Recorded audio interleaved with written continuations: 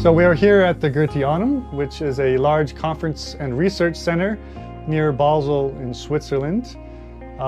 We do lots of seminars, larger conferences, and therefore have lots of smaller buildings for different workshops. But our main focus is the large stage, where we do conferences up to 1,000 people. We needed a way to connect all of the buildings together, to get the video together, to get the sound together. Because we already had our Dante solution for our audio network, we wanted to find something that was similar, IP-based over the network that we could quickly implement into our existing system. So right away, of course, we came upon BirdDog. First implemented one P200 camera as a test, and it was so successful. It worked very, very well for our live streams. We then got the package with 3 P200 cameras and keyboard. Got the task to build a dedicated studio where we could do all of our Zoom sessions for the board. We wanted to have a room where we could also do our live streaming with hybrid, where half people were here and a few hundred people online. And then we also wanted to be able to have the capability to be flexible, so we could use a room for multiple purposes. And therefore we have the P200 flex cameras up on scissors. So we have where we can quickly bring the cameras down or orientate them depending on if it's a lecture or if it's an interview session with 3 or 4 people. We can quickly change the room, and with the flexibility of the flexes, maybe that's why they're called the flexes, but with the flexes we're able to quickly get in our computers, whether it's a PowerPoint or if people are coming from remote, we could quickly add them into our video network and grab their feeds and bring them into our live video mix. As with any installation, we've found ways we can improve. And one of the main ones is to get some more fixed P200 cameras on our network, which can be installed in any of our workshop rooms. And the second larger project is in our main auditorium, where we have lots of performances which are low light, we have lots of concerts which are also low light, and conferences or lectures which also are not always very well lit. And so because of the advantages of the P4K in low light situations, we're looking at implementing those in the next year or two.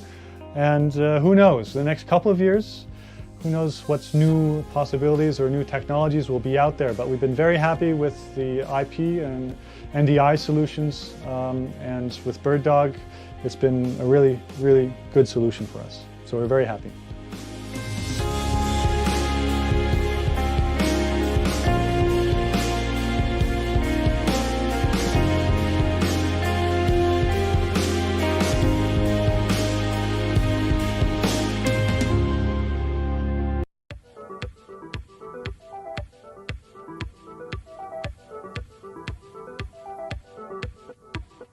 Well, it is that time again, everybody. Hope you are doing well. My name is BirdDog John, and I am back in action. In those scenarios, it's good to neuralize the cameras.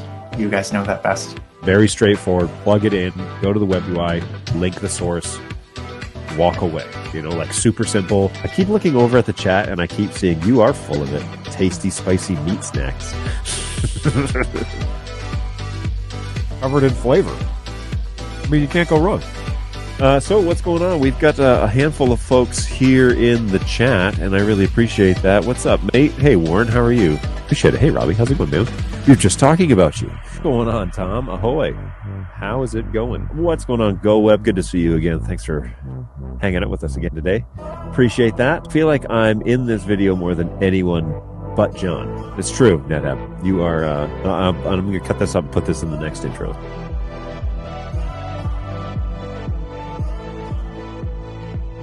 Well, what is going on, everybody? Hopefully you are doing well. I am going to jump over to... Oh, that's weird. Oh, I am there. Hey, everybody, what's going on? I am BirdDog John. Hopefully you're doing well. I want to jump over and just listen to my audio real quick. I hope that it's working. Please say you're working. Please say you're... Hey, it is working. Okay, cool. Nice and loud, too, so that's pretty exciting. So I was monkeying around with some of the audio stuff here recently. I have this little wireless Go system that I want to use for doing some like documentary stuff. And I just realized that my play is showing a different output. Anyways, I wanted to do I want to use that as like a run and gun that's on top of a Canon RP that I have at home, and I'm looking at different like rig options for doing some video stuff, in all my spare time. And thinking about how I could rig it up. And I actually have purchased a little different lavalier mic that's a little bit easier to hide, and then some like tape and whatever, so snot tape as they call it. So we'll see what happens with all of that, but yoink. But pretty exciting that have some additional options. And then I was going to pit it up against obviously the RA20, but other options. Now I have this like really crappy microphone that I've had for a really long time. I forget where this capsule even came from, but I have a capsule microphone, like little lavalier mic, but it's really bulky and it's hard to hide, and you can hear the rustling and everything. So I want to rig it up where I've got a good system in place where I can have a really small mic and hide it, whatever. So I ordered, it should be here tomorrow, I ordered the X-Vive Lav 2, which is like a really small capsule and easy to conceal, and that would be great. Be fun then to do a show without the big giant microphone, just see how it goes. But we shall see. So let's hang out here for a little bit, answer all of your NDI hopes and dreams and questions. By the way, my Snacks on Stream manager has delivered today, so it looks like Balu has dropped off a new certain type of Coca-Cola, and so we're going to try that one. Rosalina Creations. Recycle me before or after I drink it. And then Brayton opened this right before the show started, but he's got cheesy garlic bread, Lay's potato chips. I'm going to probably eat that whole bag. So he puts them out in a bowl there, so they've claimed their share. Oh, and that reminds me that this camera is on low bandwidth. So let's change that up. Hey, that looks a lot better. So I've only actually got two cameras going today. And this needs to be turned off for some reason. What's the deal there? Anyways, I've only got two cameras going because I'm having a little issue with my 240, and I'm going to have to take a look at that after the show, but we shall figure that all out in good time because there is a ton of stuff going on here at BirdDog Support. I promise you there's so much going on. And to add on top of that, there's some stuff going on outside of work, so we will I'll tell you that tale maybe during Snacks on Stream. We'll save that for a little bit later in the show, but yeah, good stuff. What's going on, Ian? Ian Harold, I just ordered 6 P400s, hanging out over in Aberdeen again. Hey, how's it going? Welcome back. And that's pretty exciting about those P400s. What's your installation? What are you going to be? Where are you going to be putting those? I would be interested to know. You may have told me already. Please forgive me. Some of that information that I had filed away in the corners of my brain got pushed out this weekend. And again, I'll explain what happened a little bit later during Snacks on Stream. So hang out with us for a little bit, at least an hour. What's going on, my buddy from Stockholm, Sweden, that I am too shy to try and butcher your name. So one day we're going to meet each other, and you're going to teach me how to properly say it so I can not butcher it any longer. But hey, and that camera up there, by the way, that you're looking at is a P4K. That's one of our support units here at the office, and I think it looks pretty good. Actually, I think it looks great, and it shows the contrast between, that's the PF120. So it shows the contrast between my shirt and the back wall. You can see that I've got my blue lights up here today. Everything seems to be functioning as it should be. I've even got my hair light on so NetHab won't make fun of me. And yeah, we're underway. Now, the next thing I need to do, again, in my free time is actually clean my desk. So don't judge me for all of this business going on here that's in the shot, because I'm really sorry. Actually, I can move this out of frame, and then you won't feel like I'm such a slob. But there, I'll put it over there where you can't see it on camera. Because it's the illusion of being clean and organized that I want to give you. I don't actually have the time to be clean and organized. Well, clean. I'm fairly organized, but just my desk is kind of a dump right now. So sorry about that, folks. It's part of the cost of admission here at the show. I bought BirdDog Plays to test ahead of building projects where we're adding 7 classrooms with TVs. Was hoping to utilize Plays in there and utilize CEC input control, but it doesn't work with the TVs. Depends on what TVs you purchase, I guess. We have an LG TV. It works just fine on LG. We've got it to work on Samsung TVs, I believe. Sony TVs, I don't know if there's an issue there. I'll have to double check. I think there might be. I thought they were going to put what brands they've tested on the website, but perhaps they didn't. So yeah, I'd be interested to know what brand you bought, because that would also be good to know. I tested them on LGs and Samsungs with no luck. Are there any plans to expand compatibility? Those are the 2 brands we know they do work, because they work here in the office. So the CEC function, I know for sure the LG, because we have it in the lobby and we were using it pretty regularly. Now, what version of the firmware are you on? Are you up to date on that? I can double check and see what they've got going on. Hey, what's going on, MTash? Good morning, John. I'd first like to say that I had a great experience with Jess last Friday. We had a phone session where she got me into the web UI of a used P200 that I had bought. Wow. Wait, you had a phone call? Jess doesn't do phone calls. That's weird. That is an exception if you had a phone call. If it was a remote session, she does do those sometimes. Jess is actually our newest agent. But yeah, she's an ace, so she can handle it, that's for sure. But that's great. I'm glad you had a good experience, and thank you for saying something, because people who have great experiences don't often say things, but people who have bad experiences always say something. So I really appreciate that. Thanks for saying something. Nice. That must be in regards to the Snacks on Stream comments. I'm now following up with her on a possible problem I'm getting on the LCD screen of a BirdDog keyboard, referring to the camera she helped me to last Friday. She thinks it may be a visual bug. I'm just checking on it. She's checking on it. Okay, good. Because she's actually working remote today, so I wouldn't know. But we can have, if you have a ticket number, can have one of the guys that are probably watching also double check on it. But she is working remote, so if she says she's checking on it, she's checking on it. You can be sure of that. Aberdeen, Newcastle, and Bristol. Oh, wow. That's cool. Live broadcasts. Very cool. Oh, are you doing stuff like in multiple locations at the same time? That'd be cool. The keyboard is showing the wrong IP address. Interesting. Even when so are you adding the camera via NDI, Visca? What are you doing there? Because there, we can sort through it. Sort through it for you if you want. But you know what I could do? I was like, man, I've only got 2 camera shots, and it's kind of back and forth and back and forth. It's kind of whatever. Let me look at my other PF120, which is looking where? There we go. I've got another PF120 that's running the HX stuff. Let me pull up. Whoa, that's super out of focus. Let me pull it up and see if we can't add it to the show. A little out of angle.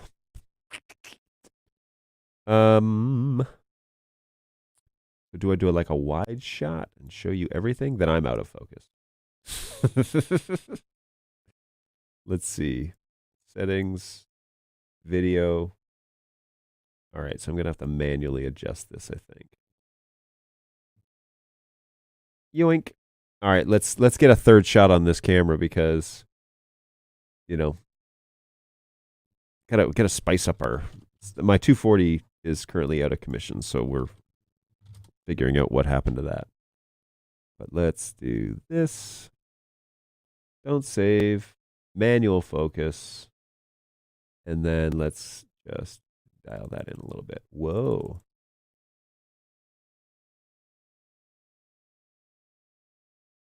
Oh dear. All right, let's try that again.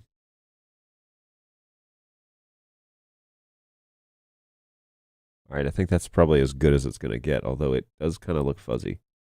Okay, so now I'm going to change this source to be this one. And I'm going to re-add it to the playlist. So we'll do, I got to stop the playlist. We're going to add the main. I want that to be $130. And then, wait, cancel that. Oh dear, that didn't sound good. Or I'll change it to be a minute. Say okay. And then I'm going to add that new camera. I want that to be, whoops, cancel that. I want that to be 25 seconds. Say okay. Say start. All right, and then we'll say next, and then we'll say next, and then we'll see how that additional shot. It's not a great shot. I'll put it that way. I really need to move it, but that would involve me standing up from my desk and changing it. So, all right. It is what it is, folks. It's been a busy. Again, I'll explain a lot. There's a lot going on here. So when MTash, how are you adding this camera to the keyboard? Because if it's showing the wrong IP address, but it's still controlling it, there's either an MDNS problem, there's an issue with the IP address that's on the camera, there's a DHCP issue, or that can really only be those three. I mean, it could be a bunch of things, but primarily it would be only those things. What's going on, NetHab? Hanging out in the shadows there, waiting for your shout out. Remote session. Oh, you did it. See, I'm out of focus. I got it. It's in manual focus. That's not good. That's not going to do. Let's change it back. Auto. Does it see me? It kind of finds me. Oh, and you know what? This is in low bandwidth, so that's even fuzzier still. Hey, there we go. That's a little... Whoa, coloration's different. I'm not as... What's the deal here? It must have reset. That's strange. All right. Well, all in good time, folks. We'll fix it. All in good time. You know, well...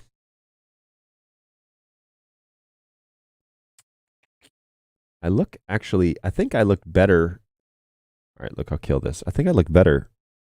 It's actually like more of my skin tones. It's a little more red going on here than this one. This one makes me look like I'm sickly. Maybe I should change the P4K. P4K would actually be able to we could do a whole lot more with the manipulation of the P4K than others. So let's see.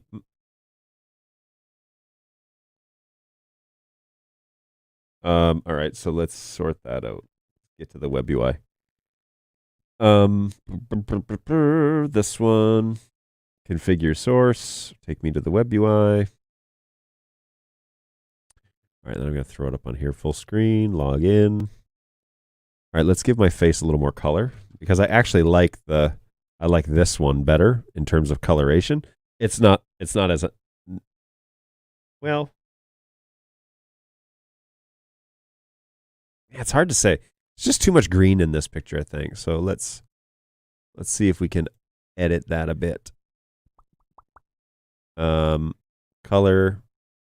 Don't save. Let's go this way a bit. Whoa. Now let's cut between these two. Still pretty warm, eh? Like, whoa. These changes are significant. Yikes, I don't look well in that shot. These are some whoa. All right, everybody.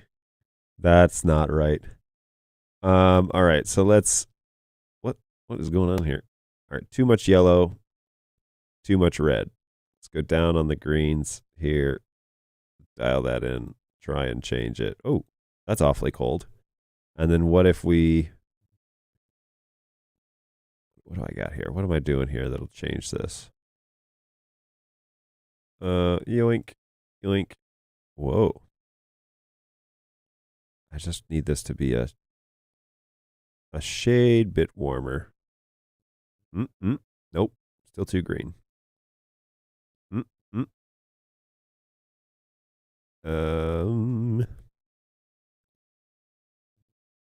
Still, right? Still look like I've got jaundice or something. Okay, those are the highlights. So what do we think? Too much blue? No. The blue needs to kind of be there. And then this is really interesting that the P4K. Oh, you know what? What if I turn this off? Whoa. Ooh.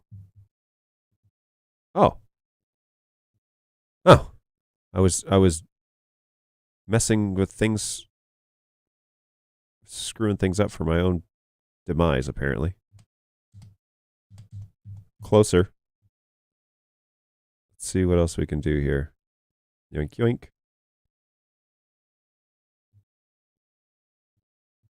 It's closer. Just a little more life. Hey, that's pretty close. And then if I turn this on and I go down the middle.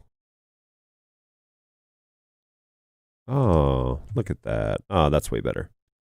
Okay, so now we're going to turn up the blue highlights so that, boom! Love it. Well, that was fun. Hey, thanks for playing along, everybody. Now let's double check this guy because this one is, that's a totally different shot though, so I don't care as much. Oh yeah. Giddy up, everybody. Giddy up. Well, that was fun. Thanks for playing along. On my monitors, they don't look super red, but on this monitor they do. I wonder if it's like an issue. I need to change the coloration. Because it's on like standard.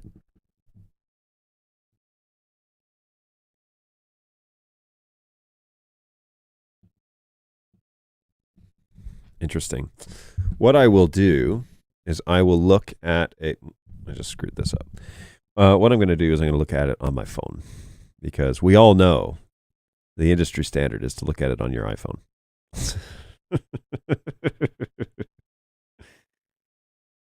He said half-heartedly. All right, let's take a little peek here. Full screen. Can I get rid of the chat? Okay, there it is. Yeah, I mean, it's a little red. Oh, whoops, wrong one. You can hear me talking in the background. Oh, look, and now this one's all out of focus. Let's see if... Will it fix it? Come on. Oh, jeez. All right, so I gotta dial in the focus here. Oh, you can't see it. I'm trying to fix it back and forth. All right, let's turn off that audio. Audio sounds great. Man, those smooth tones of the RE20. You're welcome, everybody. You are welcome. All right, let's fix the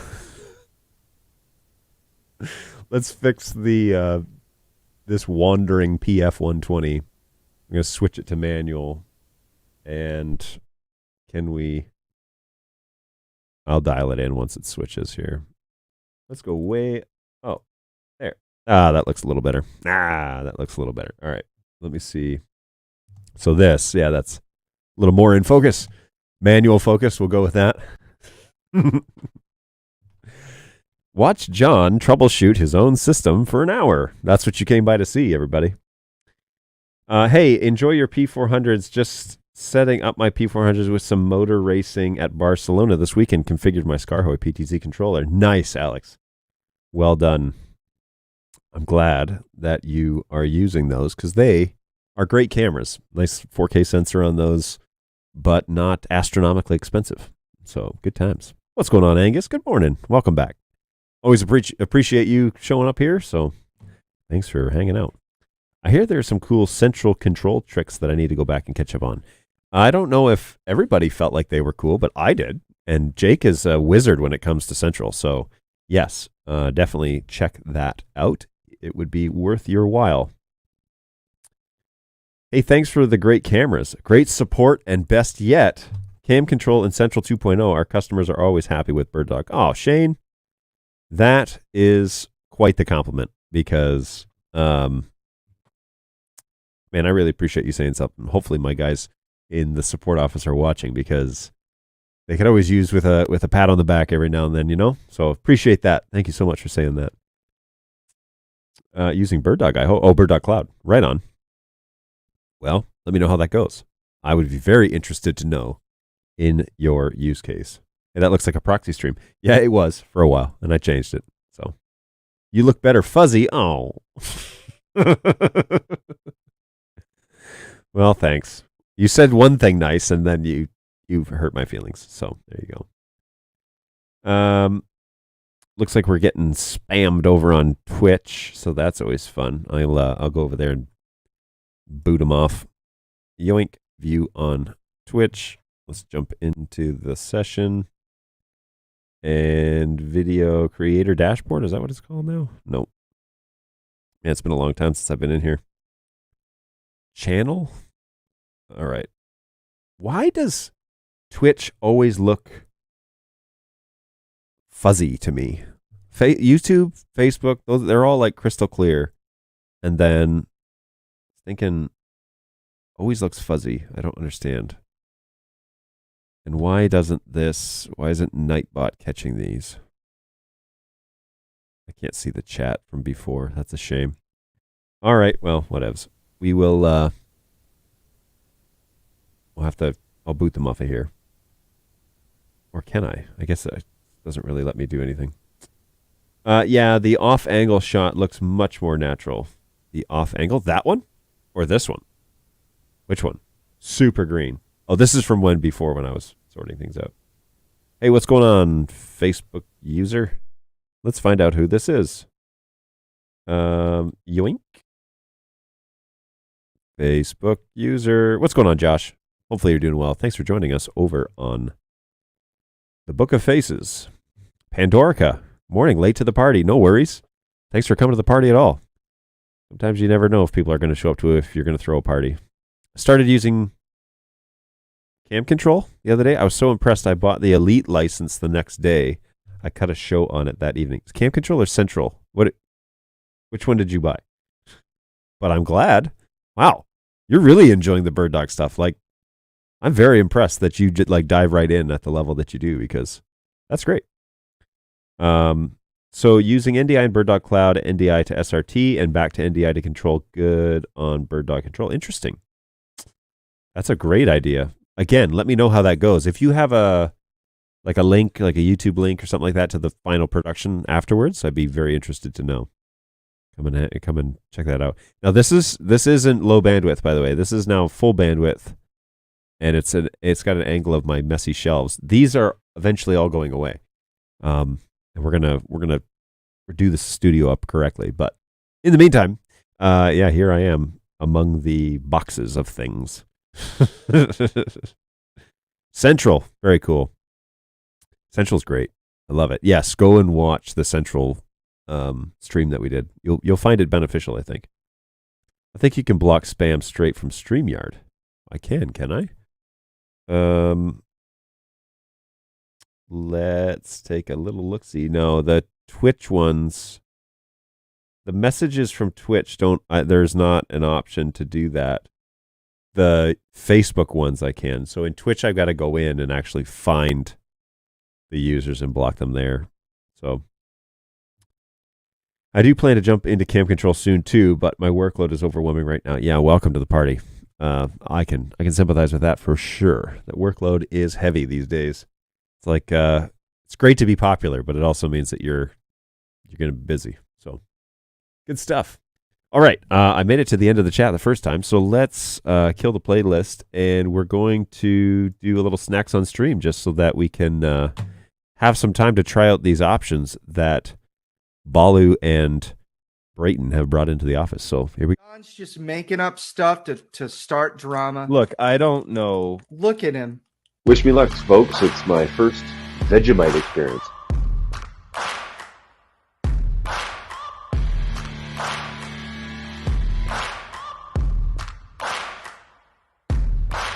Final, this is like cheese flavor or something. It doesn't really look too appetizing. Good golly, this is something else, man. Here's the thing about Pop Rocks, and I don't know if I'm the only one like this. Pop Rocks have always been a social experience for me. I did not think that is what you were going to say. That's hilarious. That is awful. Oh gosh, that's so bad. Jeez. Holy smokes, man.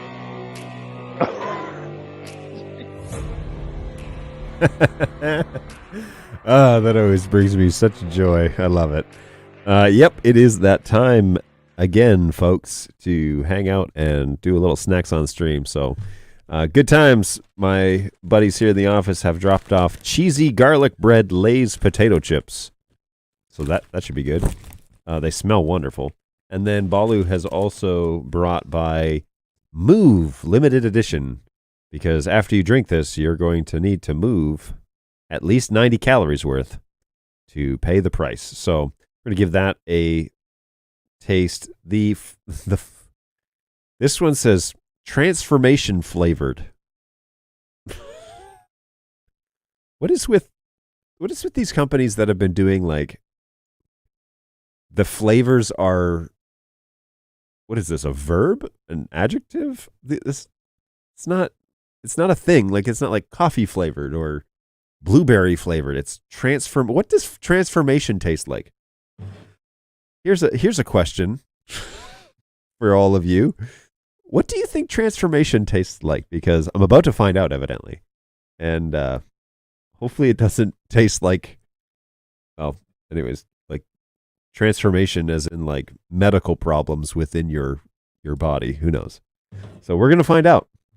That's for sure. Can't wait. Balu is pretty amped up to give this a go. So we're going to try these Lay's potato chips, and then we're going to get after the rest of this show. So let's go with that. Cheesy garlic bread. Oh, here. So far, the first chip is good. I don't know. Yeah, all right. I don't know. Can potato chips have too much flavoring? Asking for a friend. You know? I submit that they cannot. Because, I mean, these are delicious. They do taste like cheesy garlic bread. They got a good Lay's potato crunch, but there could be 3 times as much flavoring on these, and I'd probably still enjoy them just as much. Can you have too much flavoring on a potato chip? Who knows? Usually transformation tastes like emotional distress, so good luck with that. Yep. Taste the flavor of this new chemical molecule that we have determined is unique and won't immediately kill you, but will give you long-term health problems. Yeah. I'm very curious what they think transformation tastes like. Is it like a diet drink? I'm going to like transform, or maybe it's the opposite. Maybe it's like, it's going to cause all sorts of weight problems. Who knows? Now, these chips, though, these will transform my body, definitely. Especially at the rate that I'm probably going to eat this whole bag. Nope, not diet.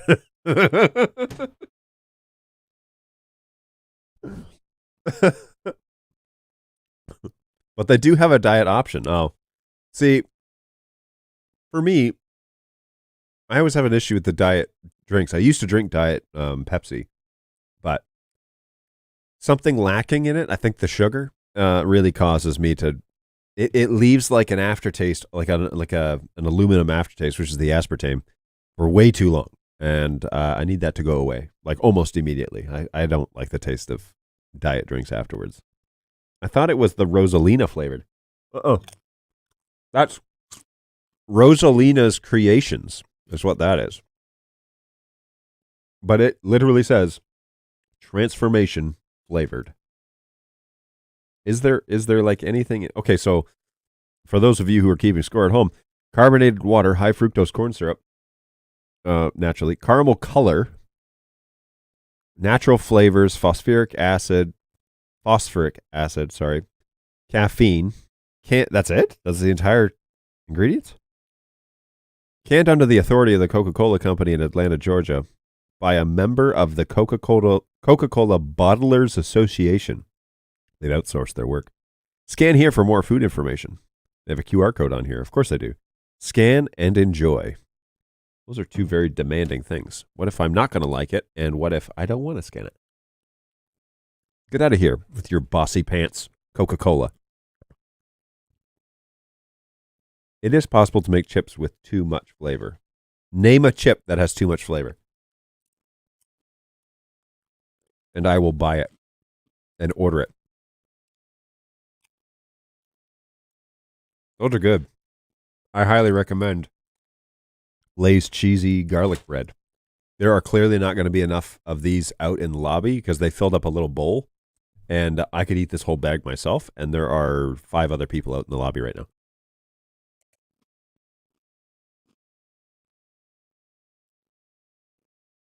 Good. Good stuff. Then again, I don't know what that's supposed to really taste like anyways. One drink makes you smaller. The other makes you tall.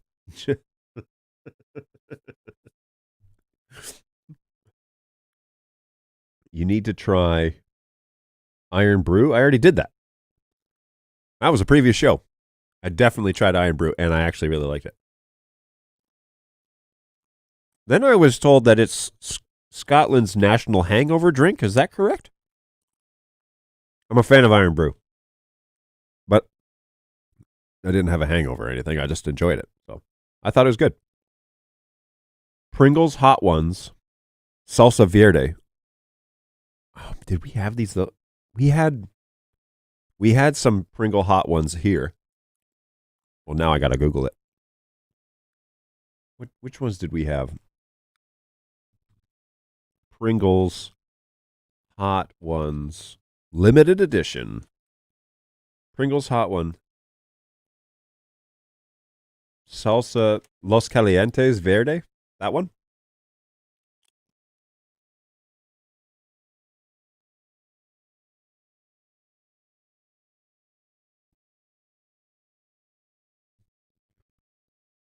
Salsa.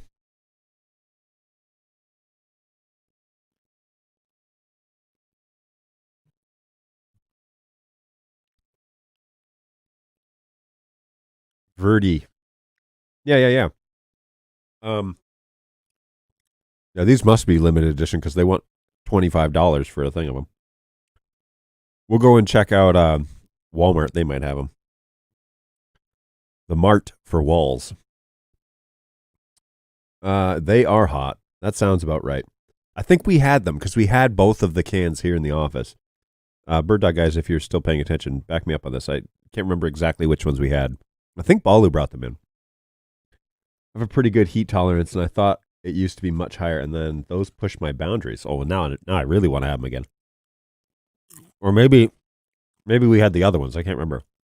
They were okay, but they weren't like, didn't burn my face off. They weren't spicy Korean ramen noodles. Those ones were burn your face off.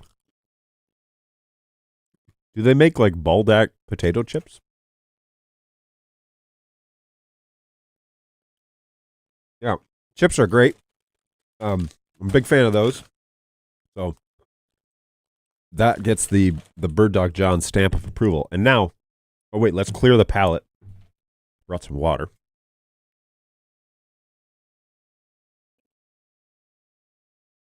All right, that's good. And now, let's giddy up here to this. Oh, check that out in the 4K sensor of the P4K. It's very cute little container. Let's hope I didn't shake it up too much. Oh.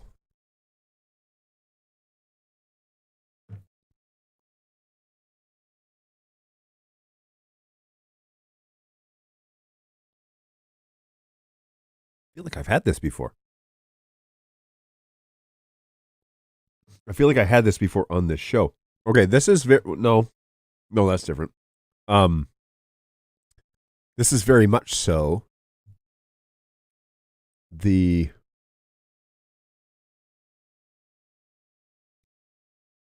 it's almost like, yeah.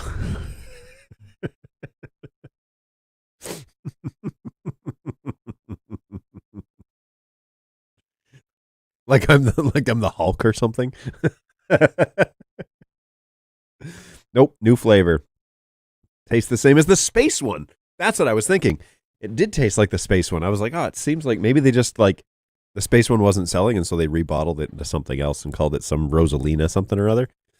It has I want to say it almost tastes like a certain Jones Soda flavor. Maybe I'm wrong. I feel like there's a Jones Soda like this.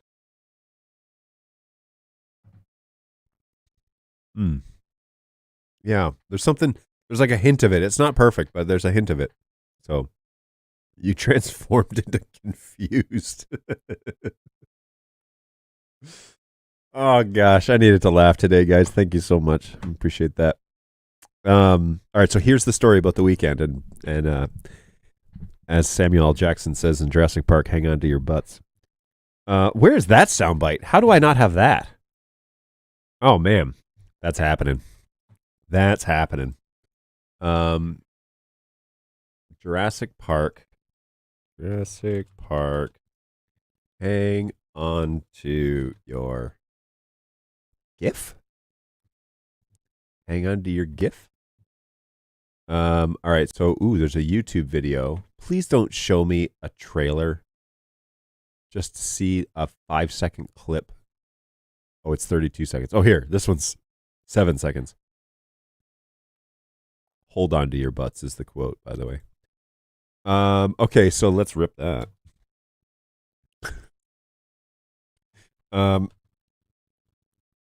MP3. Yoink and yoink. MP3.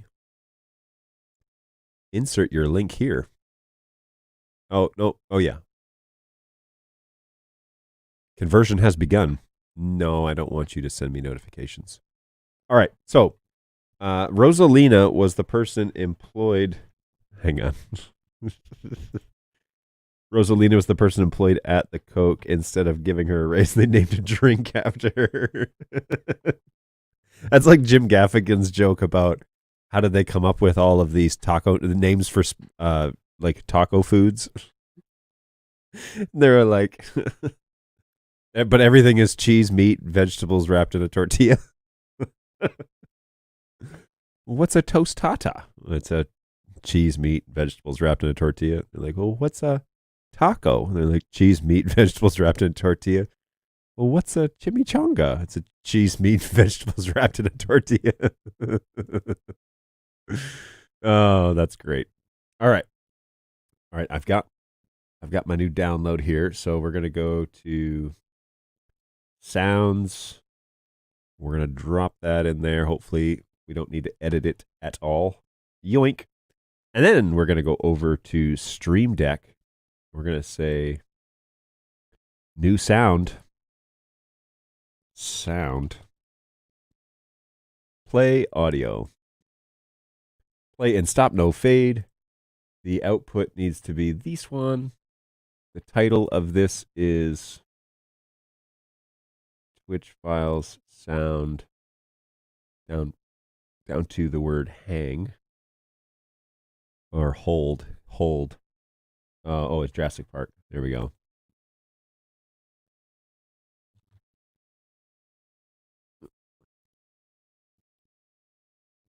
There we go. All right. Let's see if this works now. Hold on to your butts. Oh, it even included the power switch on. That's great.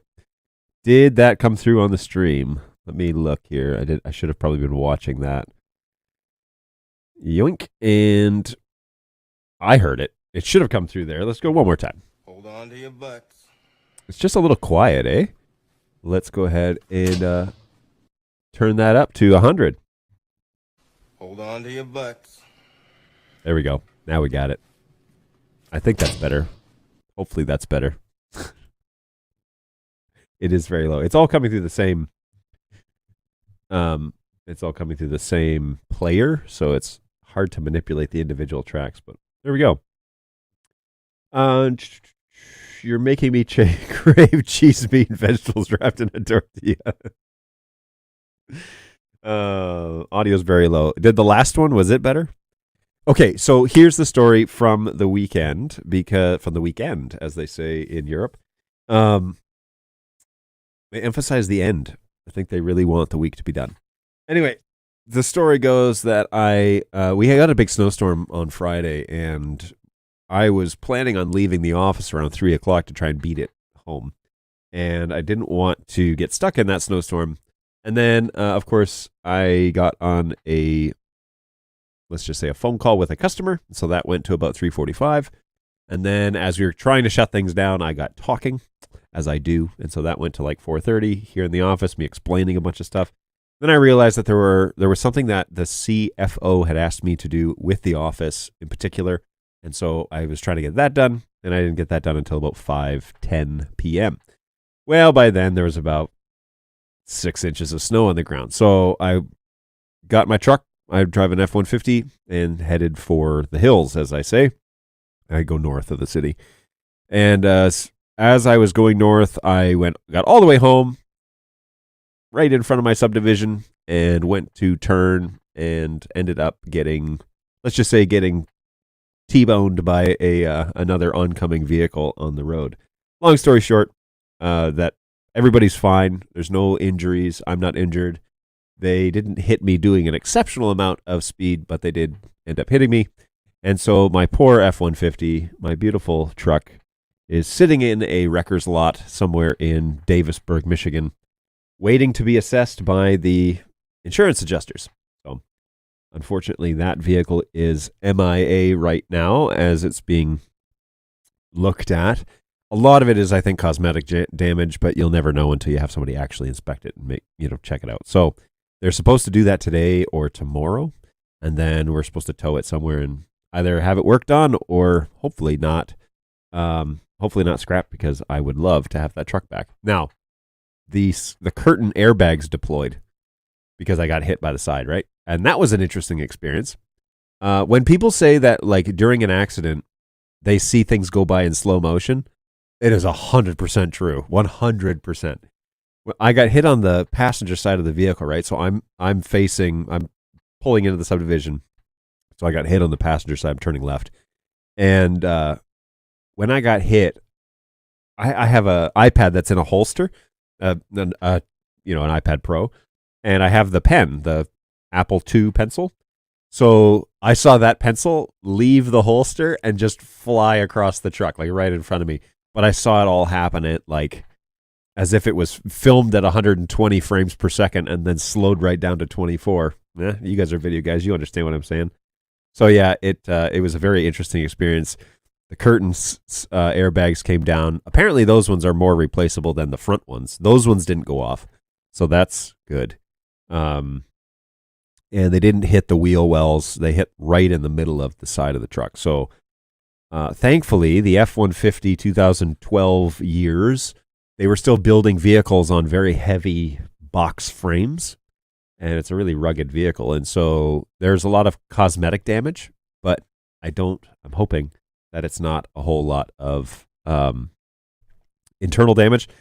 The vehicle started up and pulled right onto the tow truck with no issue, so we know the engine's working. Just brake lines and gas lines are a concern. But again, that's something that the collision shop will have to look into. So I'm without a vehicle for a couple of weeks, probably, at least, maybe longer.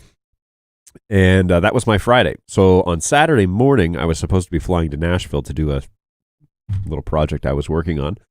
And Friday night, about 10 p.m., I ended up canceling everything. And then my flight to Nashville got canceled because of the snow. So the one that I would have been on. So I rescheduled everything for another weekend later in the future, in a couple of weeks. But I had to cancel that whole trip. And then I found out what the cancellation policies are for and how they work and don't work. But anyways, that was fun. And then I had to deal with the courthouse, deal with the insurance, the other person in the accident. That was confusing.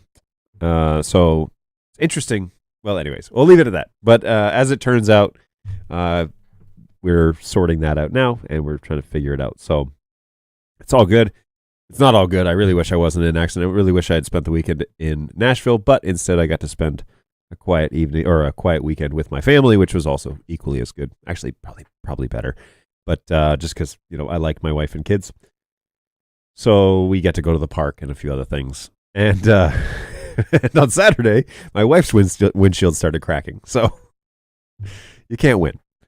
So spent the whole weekend sorting all that out. And then yesterday I was out of the office because I had to get on the phone with the insurance company, had to go to the wrecker's yard, had to go and take pictures, had to go empty out the truck, had to go do a bunch of stuff. So I tried to take yesterday off. And here we are today. So we're racing around as if I only have a 4-day work week, because that's exactly the case. So here we go. The truck is a 2012 Ford F-150 V8 with a 5.5 box with a crew cab, with an extended crew cab. So seats 4 comfortably. Actually, it seats like 6 really comfortably, to be honest with you. It's a beautiful truck, and you can't buy it again for you can't buy that year at the mileage that I have it on for less than $15,000. So there's a good chance they're going to fix it, because the damages I do not believe will exceed $15,000. So here's hoping.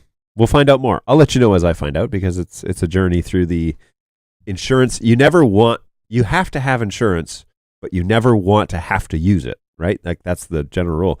In a previous life, some of you, I may have mentioned this before, in a previous life, I was an insurance agent. I actually wrote personal lines insurance and commercial lines. And we were just getting into life insurance when I stopped doing that. But the personal line stuff was very interesting because, at least in Michigan, the liability limits are the thing that will really kill you in the end when it comes to insurance. Like if you have an accident, you have minimums. That's what will get you, because they'll go up to the minimums and then you're on the hook for the rest of it. Well, if they sue you for $1 million, they'll get all of it they can out of the insurance. But then if it's, if there are lifetime injuries or whatever, that can really put you under. But in Michigan, the liability limits are really not that expensive in the grand scheme of things. So I have really high liability limits just in case I ever need them. And that's a good peace of mind when you actually have to use the insurance. So nobody was hurt. I don't think that'll be a part of this, but yeah. That's been the saga that I've been dealing with over the past 5 days. Shortly after I saw you, the next day I had the accident. So there you go. That's a whole heap of no fun at all. At that age, you may be able to advocate for your truck pretty heavily. As a fellow owner of a very precious, not quite new vehicle, I feel your pain. A friend of mine had one of those as an '09. It's a very comfortable truck. Seriously, there's so much room. So the way I like to say it, so my kids are fairly small children, and my wife is also very small and petite and whatever. And so if we're on a road trip in that truck, she can literally climb in the back seat and stand up and turn around and whatever. There's so much room back there between the front seats and the back seats that there's all this extra space. And so she can sit down between the two kids' car seats, which are on the left and right side, and she can help them with lunch and get them snacks and hook them all up and whatever, and then crawl through again back to the front seat. It's very impressive how much space there is. So it makes traveling with a family quite enjoyable, but it also is very expensive to put fuel in that thing. And in Canada, it's 4 times as expensive. It's just ridiculous. So I would like to get the truck back just because I like it a lot. It's in good shape. I've put some additional time and effort into it. So anyways, hopefully I get it back. But yes, I too am glad that nobody was hurt. Shaken up, I think, is the term that we were going to go with here. And me too. I was not really totally coherent during and after that incident. And that's okay. That's not terrible, but it does taste like the space flavored stuff, which is the space flavor available still? Bali, do you know?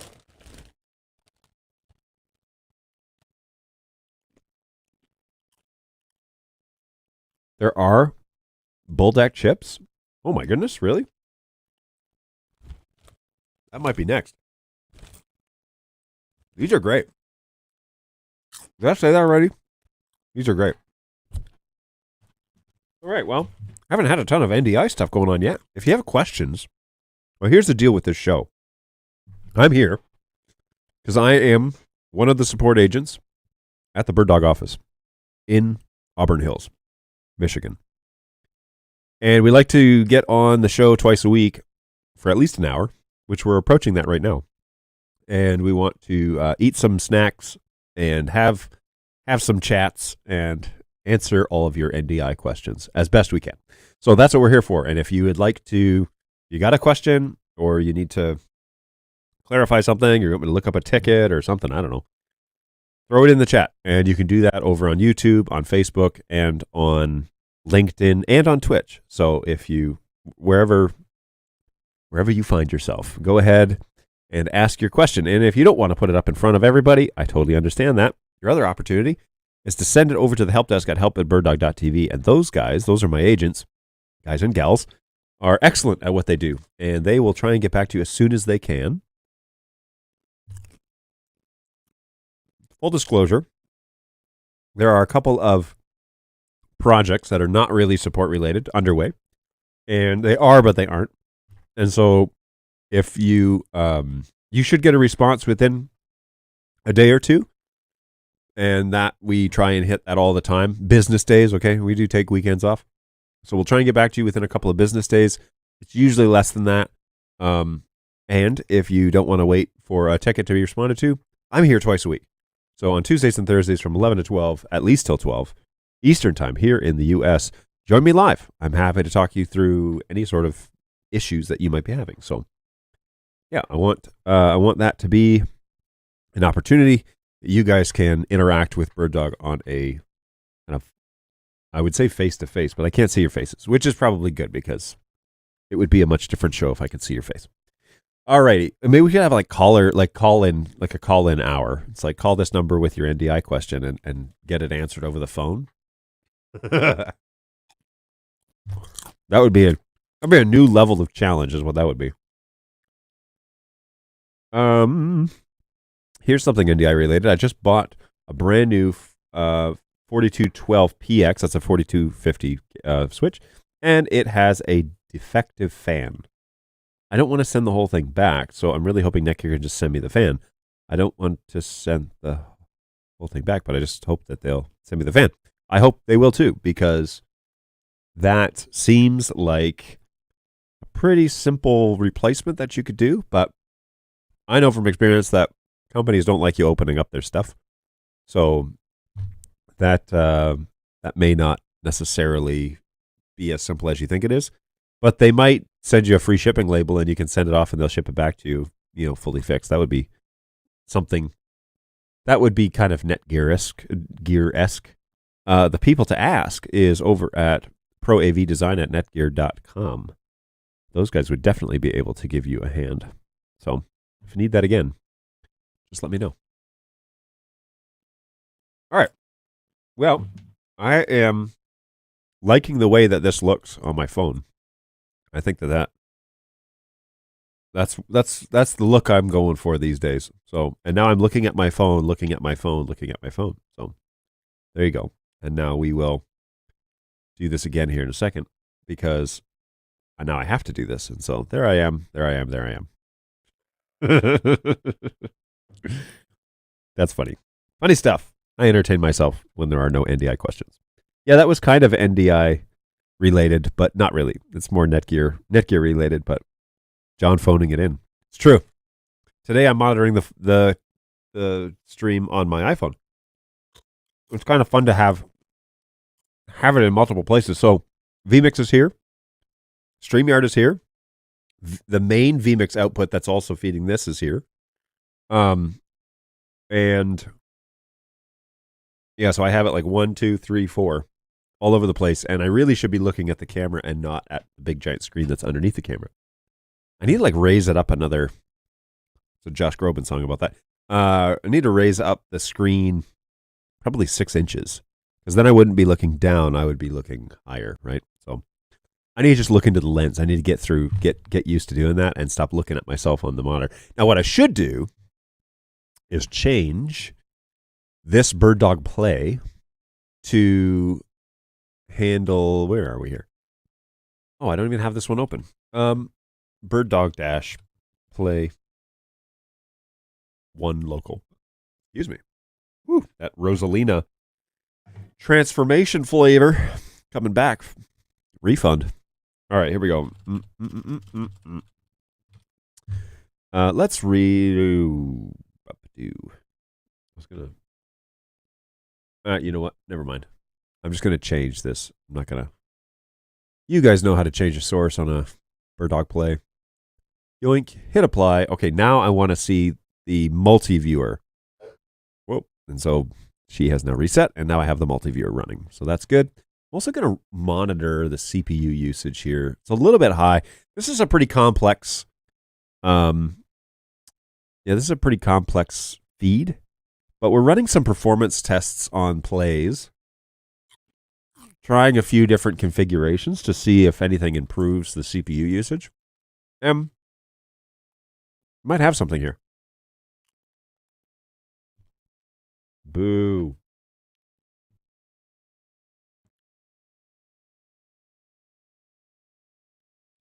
He chose another choir to sing with when he came to Michigan. Yeah, that sucked. Was it at least a Michigan choir, or did he import them? Dead to me. Wow, you are really bitter. I didn't realize this, Balu. Not really. Would have been cool, but whatever. Yeah, wow.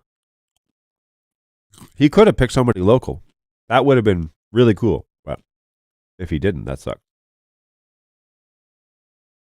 How can you, get Jake to make a video going into a little more detail on setting up the NDI router and the rest of the setup he did last Thursday's show? What do you want to know? What do you mean set it up? Like, give me an end goal and we can work on it. It was another college chorus from somewhere in Michigan. Oh, okay. Well, at least they were local. He could have had multiple choruses, right? That would have been cool. Let me see. Excuse me. Let me see if Central's running right now. Central is running.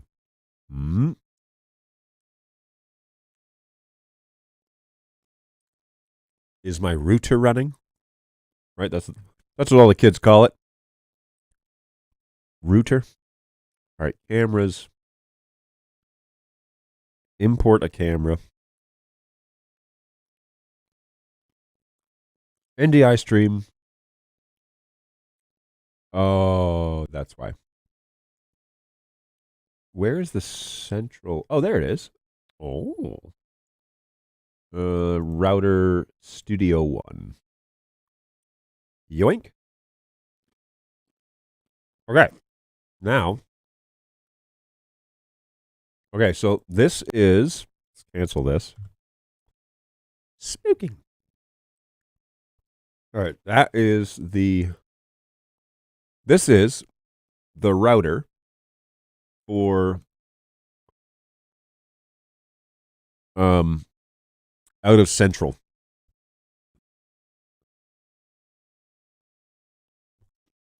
MTesh says it went by so fast. I haven't used router for anything yet. Okay. All right. Well, let's have a little chit chat then. All right, here we go. Hey, here's something we can talk about. Let me load this up so you can see what's going on. And maybe we can all learn something here, myself included. Why isn't this? Oh, all these sources changed because crap.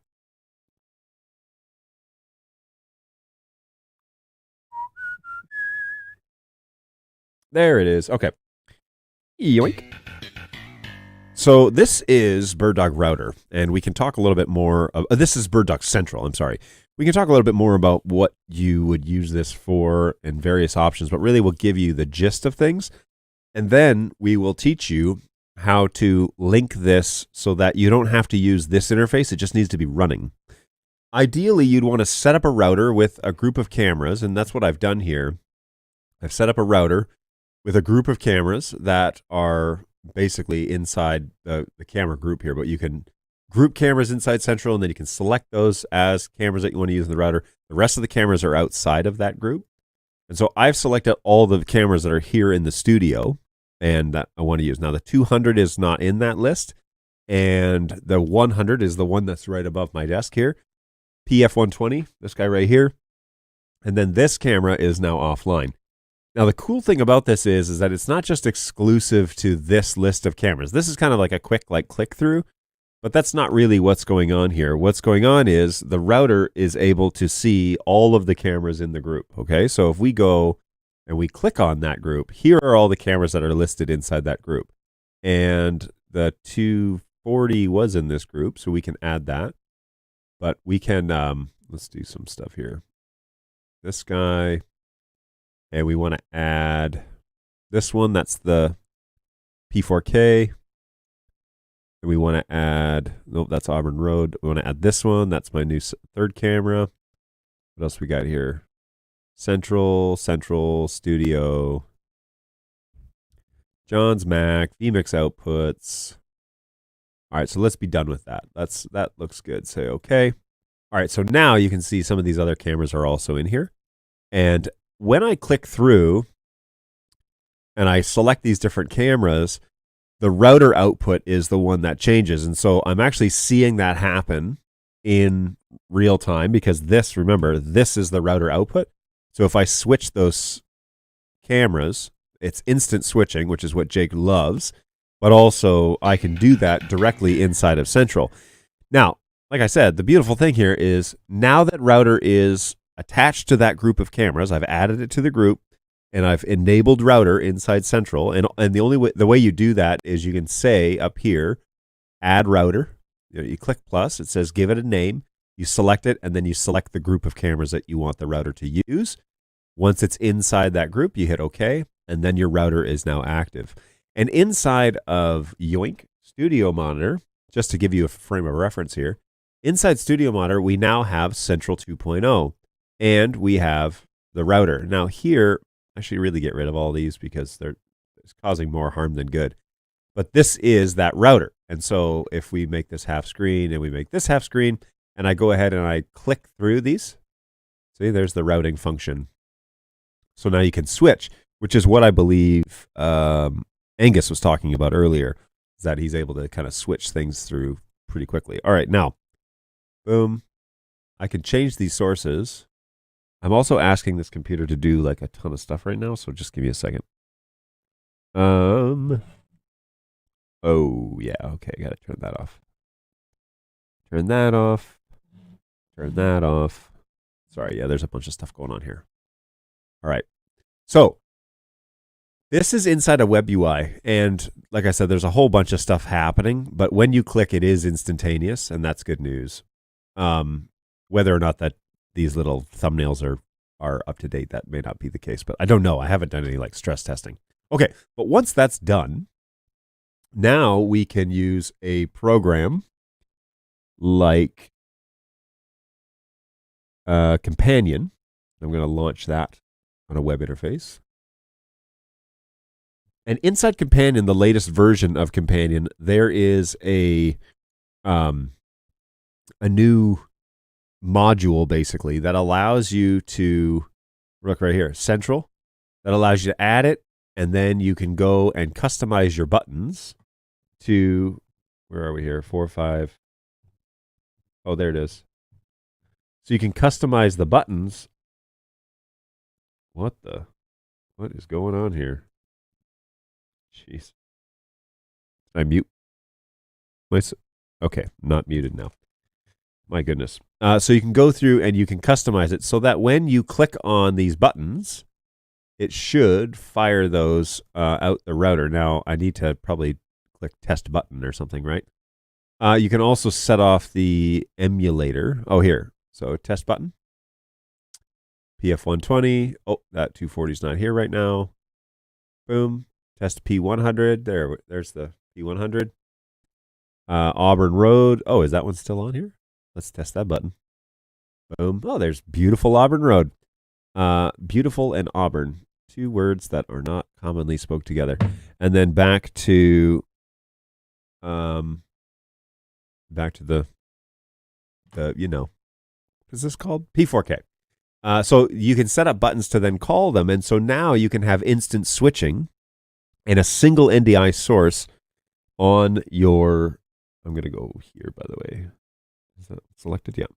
So now you can have a single NDI source and have instant switching on like a Stream Deck or something that can call APIs and just punch through it. Now the API for Central 2.0 is not published yet, so don't go crazy. But Jake did say on the show that you can request it and he will send it to you. Hello at BirdDog.tv, and that's where all of our sales guys are. So now, whoa, see frame drops here, mostly because I'm making this thing do all sorts of things that I probably shouldn't be asking it to do. I'm going to throw those there. What else can I close here? I guess I should close down Studio Monitor. Try to lower that GPU. And then I need to open Stream Deck again because all my buttons disappeared. There we go. Very good. Good news, everyone! All right, so there we go. And playlist is back on. Frames have stopped dropping. And we're in good shape. So Central, in a gist, would be using it that way. So you can set up a router, and it will generate an NDI output, and then you can instantly switch by using API commands. You can instantly switch between the sources and call your shots from a Stream Deck or whatever. So if you now, the other thing Jake was talking about was he can make, once your router is up and running, then your keyboard, you can search for NDI on your keyboard and find the router, and then call the router. Okay, I should have shown this. I'm sorry. Where are we? Over here. On computer. Go back to the desktop real quick. So the router's up and running, and what I can do is in low bandwidth mode, just to save some network data, I'm going to open Studio Monitor on the router. And let's just make sure. Oh, yep, that's low bandwidth because look, I have my scopes are on there. So with the router, look though, you can then drive, right? We can control this, but I'm using the actual NDI router and not the camera feed, which means your keyboard can watch the router, and whatever camera is called, you can steer it, okay, over the NDI protocol. This is why you go with a BirdDog ecosystem, because now the router will pass the metadata to control the cameras. The keyboard can see the router on the central computer, which means that now you can call a camera with your Stream Deck or whatever, and it will change the camera on the keyboard and allow you to not have to call the camera here and there. Just call it once on your Stream Deck. So, seriously, the workflow options here have like with that change, the workflow options are just like probably 20 times what they used to be, which is great.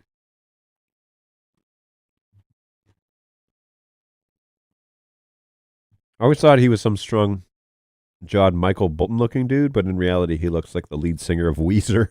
That's funny. Uh-oh, drop frames. Yeah, I'm doing a fair bit here on this poor computer. Thanks for the explanation and demo. I'll watch it later in replay. Cool. I like the idea of camera PTZing any camera selected. Yeah, that was huge. That like blew my mind last week when Jake was on. I'll contact Jake, send what central, and to send what central what? The API for Central? That's if you're doing your own stuff, okay? If you're wanting to customize like a X keys or something, you'll need the API for Central. But you're using a Stream Deck, it's already done. It's already in the latest companion download. Yep. Looks like you just earned another sale. When I get some downtime, I'm going to set this up.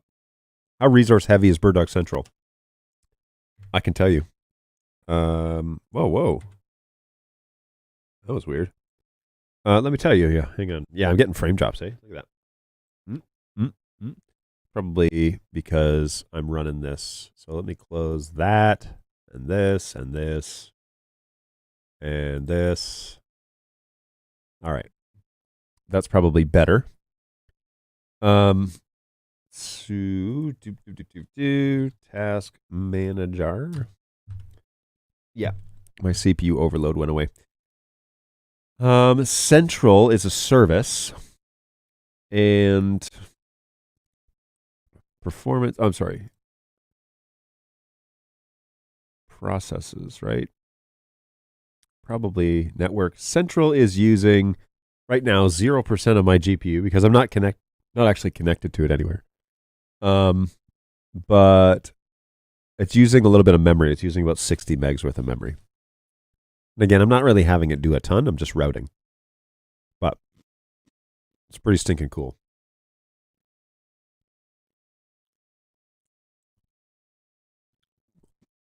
These chips are really good.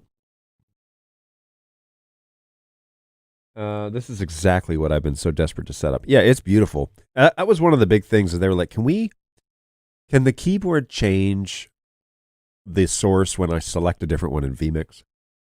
I was like, well, probably not that, but we can give you a routing option so you just have one NDI feed in vMix, which means you don't need to have 4 sources in vMix. You need to have one, which means your CPU level, right, is going to be reduced big time. So that's pretty exciting. I'm going to set it up where I have Central as the router and then get it on a Stream Deck, maybe a second one, where I can call cameras that way. Because then Stream Deck has a triggers option, which should allow you to make a playlist like what I use and do away with the playlist in vMix. Maybe. I want to change camera selections on the keyboard when I switch preview bus inputs in vMix. Yeah, see, that request happens all the time. There might be a way to, now with the API for Central, there might be a way to do that with the triggers inside vMix, but I don't know yet. I haven't gotten that far.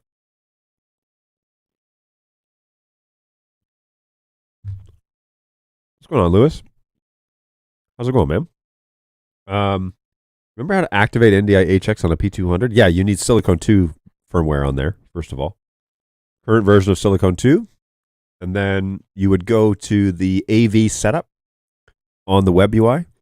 There are 2 options, and you need to click on Silicon 2 encode, and then the option will be there to turn on HX.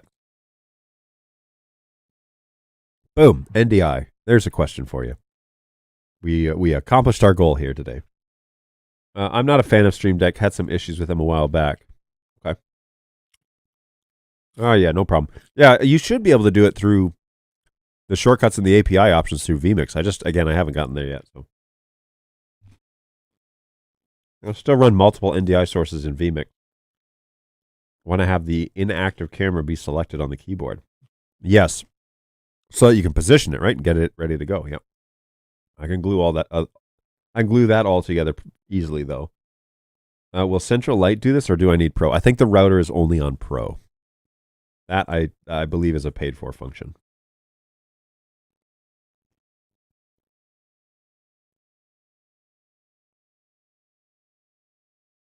Also, one other thing with Central. With Central, did I hear correctly that you can preset a camera and move from one spot to another? No. That function is in a program called Camera Director, which is also on the website. But that is cruise control, is what you're asking for. A set speed between 2 waypoints, that's Camera Director. Not Central. Central is a routing / switching.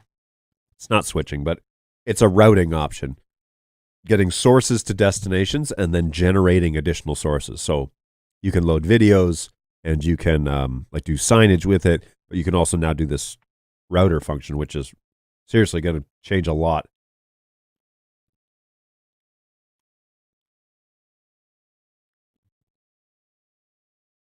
The price is reasonable enough. I have no problem paying to speed up those few seconds of making sure that I get it right, stuff selected. Hey, Angus, shoot my help desk an email and just say, hey, John asked me to send an email. I want to ask you a couple of questions about your install, but I'll do it off camera. Just curious to know. But send it over to help. Send me an email to help@birddog.tv. And just say, hey, John, this is Angus. Just reaching out after the show per your request. And I just have a couple of questions I want to ask you about that. Find out exactly what it is you're up to. Oh, this is interesting. Do I only have... My network fiber is reporting that it's running at 92%, but it's just under a gig. I don't know how that's possible because I have them trunked. I wonder if one of them is not working correctly. And why? Why are we pulling 800 megs? Jeez, that's a lot. Let's find out. So right now it's reporting at 881 megabits per second, 92% of the network bandwidth. vMix is just and that's only vMix. Well, let's find out if one of the fiber ports isn't working correctly. Do I have this plugged in? Let's find out. It's not static. So maybe it's on the switch level. Try and remember which switch is mine. 192.168.1 dot. Yeah, okay.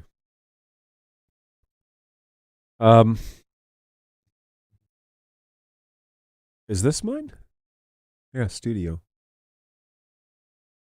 It's written down as a lag. Is that manually set? Lag 1. Yeah. Am I going to dump this network? Is that what's going to happen here? Crap. I need to. I'll do it after the show because I have it let them lag together. They should be operating in tandem, but for some reason they're not. So to sort out why that is, because I should not be operating at 900 megs, and it should not be peaking out at this point. That's probably why we're seeing drop frames. So you know what we do here? In order to do that, we can change the other cameras that are in here, change them to low bandwidth, including my desktop. And that should alleviate some of the stress that's on that network. That's 2 sources I've changed. Well, that wasn't as much as I thought it was. What about this one? Low bandwidth on the PF120, the one that's here to my side. Task manager, yeah. Okay, now we're in the 700s. So that's a little better.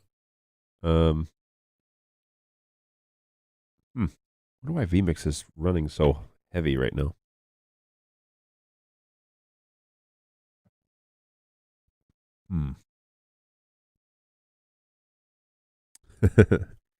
So I just was reminded of this story. So my wife and I, in 2019, we went on an Alaskan cruise. It was the first time going to Alaska.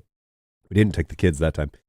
And when we came back, we accidentally, we didn't know, but there was a parade going on in Seattle when we came back. And so we decided, okay, well, we don't want to really hang around in the parade, so let's go and find like a museum or something. So we found, my wife is an elementary teacher, so we found a children's museum, and she thought, oh, this would be really cool to go and see if we could find resources or something for her classroom. So we don't live in Seattle, by the way.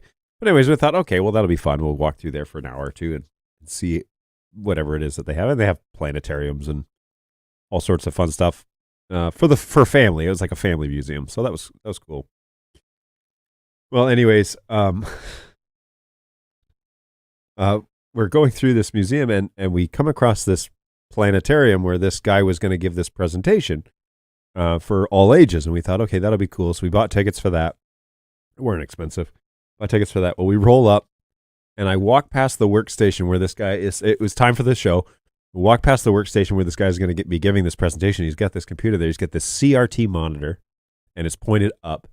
And I can clearly see Windows XP running on that computer. This is in 2019. I was like, oh boy, this presentation is going to be good. So first he has like a slideshow he's going to go through, and he has like some slides or whatever.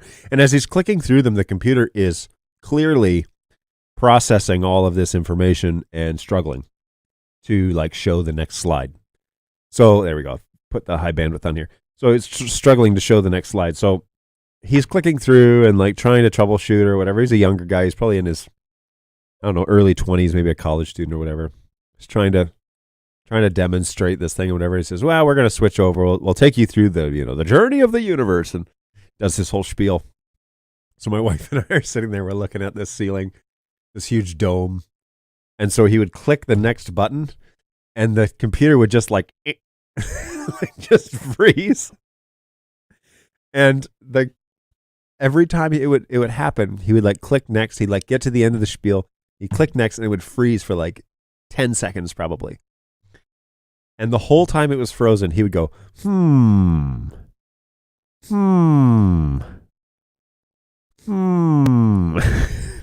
wife Holly and I are just like, is this guy for real? And this place is packed. Like there's probably 30 people sitting. This is before COVID. 30 people sitting in this room, shoulder to shoulder, watching this slide, and this guy's on the thing going, Like he knows it's not supposed to be happening. He knows that problem is obviously not supposed to be going on, but he does not know how to fix it. And so now we have this running joke, and my wife and I, where it's like something unexpected happens. So we both just like,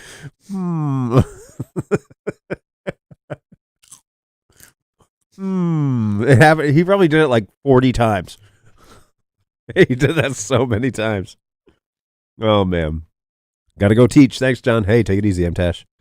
Be well. Sorry, I missed stuff when I went into that story. Yeah, no problem. Also, one more thing. Central. I'll still run multiple NDI sources in vMix. I want to have an inactive camera be selected on the keyboard. Okay, there you go. So, I think you would have to change in the general settings of vMix. You'd probably have to go in and say, when I click this source, you have to set it for each source. When I click this source, put it to program and not preview, and then just have the central router in preview, right? And then you can link the keyboard to the router source, and then you can call it. Shoot, how would you do this? Well, anyway,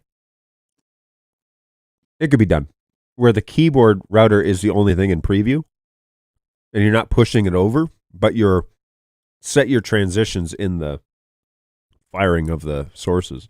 I don't know. I'll have to think that through. I can glue that all together fairly easily. Price is reasonable enough. I think I've read all these. Ticket entered. Awesome. I'll have my guys send it to me. Do you think that several HX cameras could be joined together, or will the delay be very different depending on the brand? What do you think about the fact that there are a few models with full, that there are a few models with full NDI? Yeah, that sounds painful. It was not worth the money we paid. It wasn't very expensive. For the next live show, you could do a review of comms. I want to do a review of comms when it gets revamped. We've done comms before, but it's going to change, and so it's going to be slick when it does too. But let's wait until it changes. So Lewis asked an interesting question.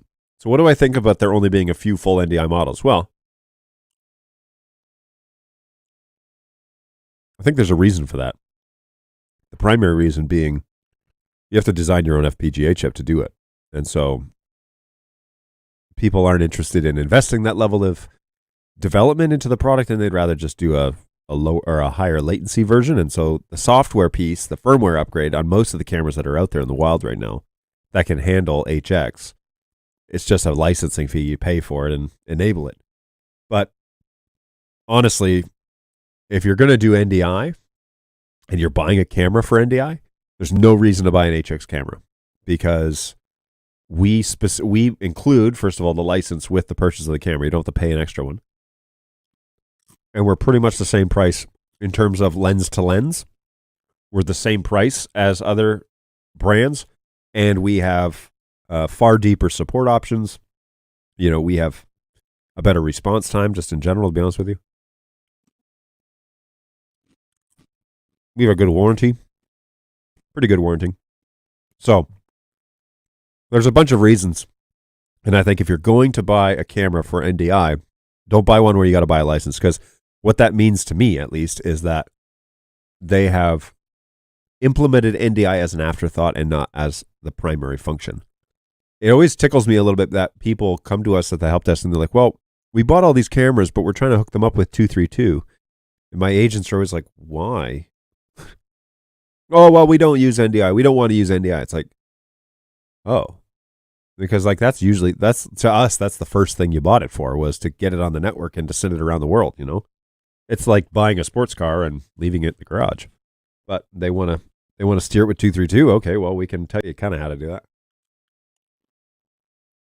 But NDI metadata is so much better. So, there you go. All right, well, I made a great attempt, by the way, to try and get through this bag of chips, but I really can't anymore. Like, they're really good. I want to keep eating them. Okay, I will. But I probably shouldn't, so I'm going to wrap them up and take them out for the guys to enjoy, because I don't need to eat a whole bag of chips, that's for sure. Although they are delicious, and shout out to Brayton and Balu for supplying today's snacks on stream. It was great. That was different. And now for something completely different.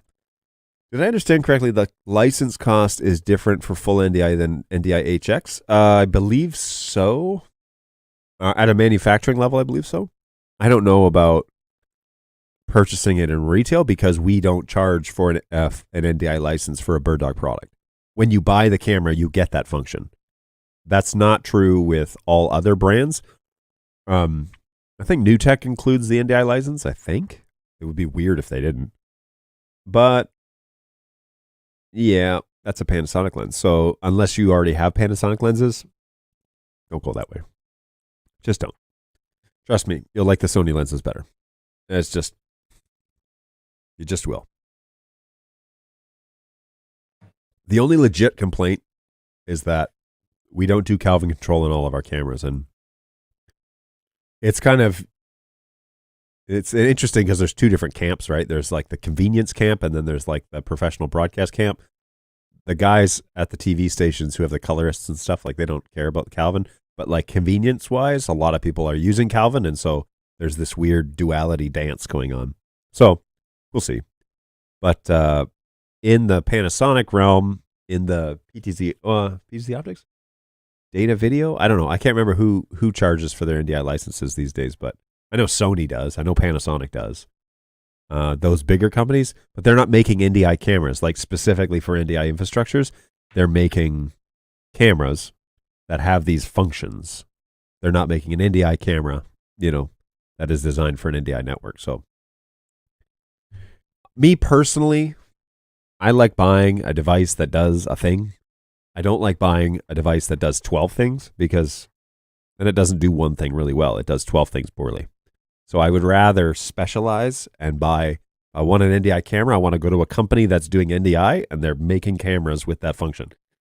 And then, well, now with Silicone 2, you have the option to use whatever brand of NDI you want.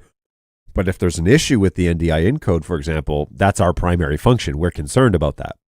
If there's an issue with the NDI function with Sony or Panasonic, yeah, they might look at it. They'll see. It's not a big seller point for them, though.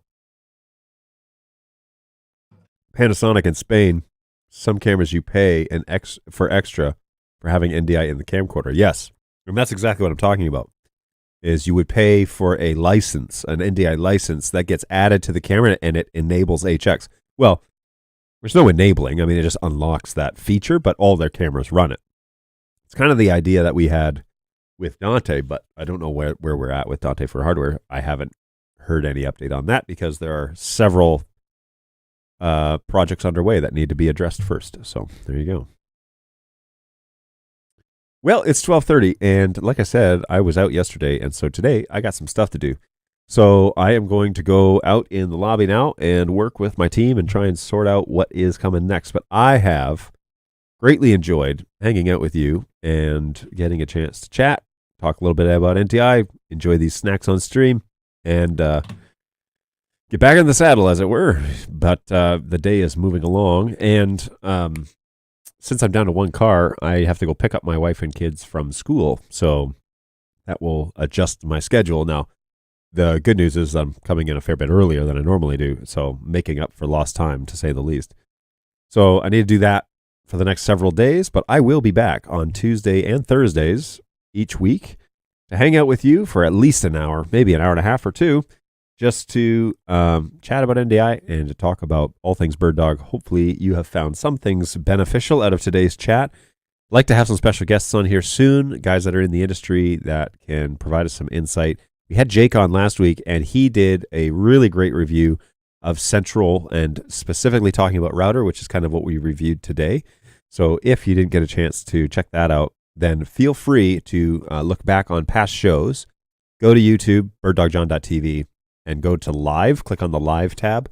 And then I believe it was last Thursday he was on. So we talked for quite a while about Router and about some function and workflow and a bunch of stuff. And he blows my mind like 6 or 7 times. So really cool, good discovery stuff. Integration is going to be really cool, coming really soon in the future. So I'm really, really happy about that. And thank you so much for hanging out with us today. Really appreciate that. Thank you for your live. It's always very informative. Oh, thank you very much. I appreciate that, Lewis. Glad at least somebody got something out of it. That's what we're after, right? So, yeah, come and hang out with us a couple times a week. If you don't like putting in tickets, or you'd rather just talk to a person on a stream, then I will do my best to answer every question that shows up in the chat, which is what I have done today, I believe. I don't think I skipped anybody. But yeah, we try and cover all the questions that have been posted in the chat and give you some real feedback, real fast answers. We do that twice a week right here on the show. So, but in the meantime, have a great start of the week. Hopefully better than the end of my week last week. But have a great start to the week. And we will definitely be looking for you again on Thursday at 11 Eastern time here in the U.S. Now, next week, there's a time change. All right. So everybody watch out, because on Sunday, I think the clocks change, and the time might shift from where you are in the world. And so find out when 11 Eastern time here is in the U.S. I won't change the time of the show, but it may bump an hour depending on where you are and what your time zone does and if it shifts or whatever. So hopefully that is something we can all kind of handle, and we'll go from there. So take care of yourselves out there. Look after yourselves. Look after each other. That's super important these days. And I will see you in a couple of days on Thursday at 11 o'clock to hang out again, chat more NDI stuff, and maybe eat more food. We'll see. Take care, guys. Be well.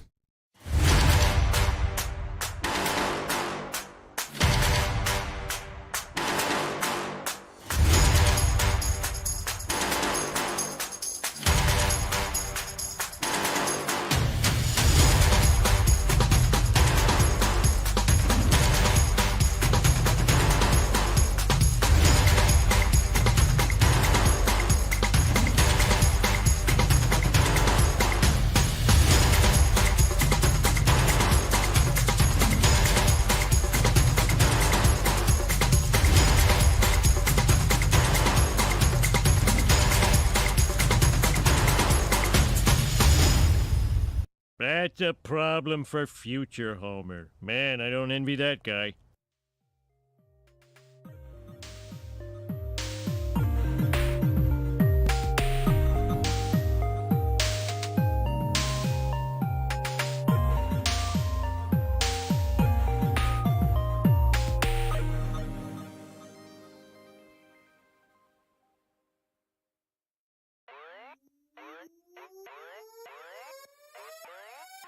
You